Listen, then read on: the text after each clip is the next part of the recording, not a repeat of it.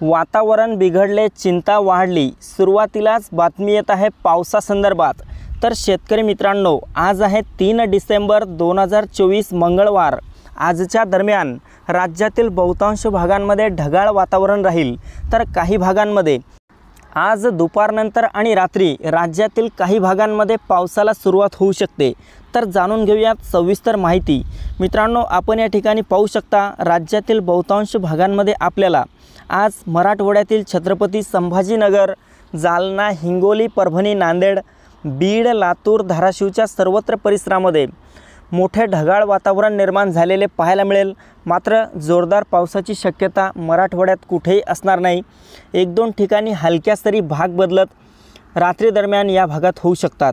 इकडे खानदेशात पहिले स्थान नाशिक, मालेगाव, नंदुरबार, धुळे, जळगाव, चाळीसगाव, मनमाड, एकंदरीत सर्वच खानदेशातील भागांमध्ये देखील आपल्याला ढगाळ वातावरण पाहायला मिळेल।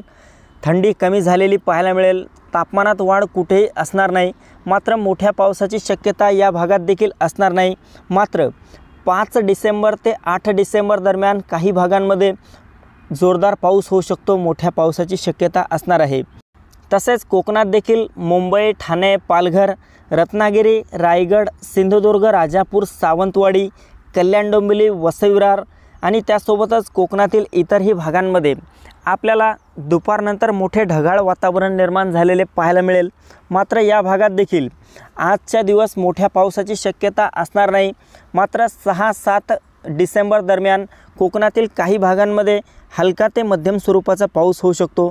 मध्य महाराष्ट्रातील काही परिसरांमध्ये आज रात्रीपर्यंत तुरळक ठिकाणी हलका पाऊस भाग बदलत झालेला पाहायला मिळू शकतो। तर दुपारपर्यंत ढगाळ वातावरण मध्य महाराष्ट्रातील नगर, तसेच पुणे, सातारा, सांगली, कोल्हापूर, अहिल्यादेवी नगर या सर्वत्र परिसरामध्ये आणि सोलापूरच्या भागात देखील आपल्याला पाहायला मिळेल। मित्रांनो, कोकणात देखील ढगाळ वातावरण असेल, उत्तर महाराष्ट्रात देखील ढगाळ वातावरण असेल। तर आता पाहूयात आपण विदर्भाचा हवामान अंदाज। मित्रांनो, विदर्भामध्ये अकोला, अमरावती, चंद्रपूर, गडचिरोली, गोंदिया, भंडारा, यवतमाळ, वर्धा, वाशिम, तसेच बुलढाणा, नागपूरच्या भागामध्ये देखील आपल्याला सकाळपासूनच ढगाळ वातावरण पाहायला मिळेल। तसेच पुढील 2 दिवस देखील या भागांमध्ये उन्हाचा चटका जाणवणार नाही, सूर्यदर्शन पाहायला मिळणार नाही। शक्यतोवर ढगाळ वातावरणच राहील आणि काही भागांमध्ये हलका पाऊस देखील होऊ शकतो। मात्र मोठ्या जोरदार ते मुसळधार पावसाची शक्यता असणार नाही, एकदम हलक्या स्वरूपाचा पाऊस होऊ शकतो। तर मित्रांनो, ही होती हवामानाची छोटीशी अपडेट। आपल्याबरोबरच इतरांना पण शेअर करा, व्हिडिओला लाईक, चॅनलला सबस्क्राईब करा। धन्यवाद।